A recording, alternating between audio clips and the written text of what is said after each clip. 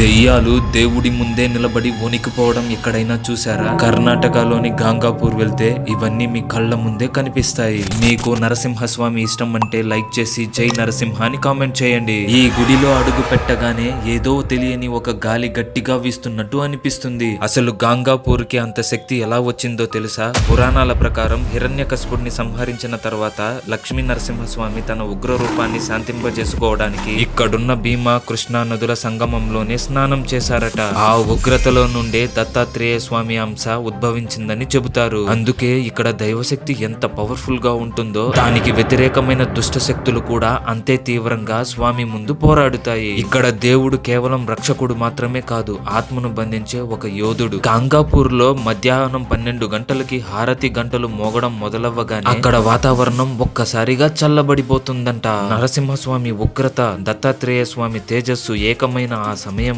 భక్తుల్లో ఉన్న దుష్ట శక్తులు తట్టుకోలేక బయటికి వస్తాయి. మనుషులు అకస్మాత్తుగా జంతువులుగా అరవడం, తమని తాము కొట్టుకోవడం మొదలు పెడతారట. ఆ సమయంలో వారి కళ్ళలోకి చూస్తే ఆ చూపు మనిషిది కాదని, అది ఏదో క్రూరమైన ఆత్మ అని చూసే ఎవరైనా సరే ఒళ్ళు గొగ్గరు పొడుస్తుంది. ఇంకా భయంకరమైన విషయం ఏంటంటే ఇక్కడ ఉన్న పాత రాతి స్తంభాలకు వేల కొద్ది మేకులు కొట్టి ఉంటాయి. ఈ ఆలయానికి వచ్చిన భక్తులను పీడిస్తున్న అతి భయంకరమైన దుష్ట శక్తులను, ఆత్మలను స్వామి వారు ఆ స్తంభాలకు బంధించారని స్థానికులు చెబుతున్నారు. రాత్రి నిశ్శబ్దంగా ఉన్నప్పుడు ఆ స్తంభాల దగ్గర చెవి పెట్టి వింటే నన్ను వదిలే అని ఎవరో దీనంగా అడుగుతున్నట్టు సన్నని మూలగులు వినిపిస్తాయట. ఆ స్తంభం పగిలినా లేదా ఆ మేకులు ఊడినా అక్కడ బందీ అయిన ఆత్మలు మళ్ళీ బయటికి వస్తే పరిస్థితి ఏంటి? ఆ ఆలోచనే వెన్నులో వణుకు పుట్టిస్తుంది. అక్కడ ఉన్నవారు చెప్పే మరో షాకింగ్ విషయం ఏంటంటే నెగటివ్ ఎనర్జీ ఎక్కువగా ఉన్న సమయంలో ఆ ప్రాంతంలో ఒక్కసారిగా కుళ్ళిపోయిన మాంసం లాంటి భయంకరమైన వాసన వస్తుందట.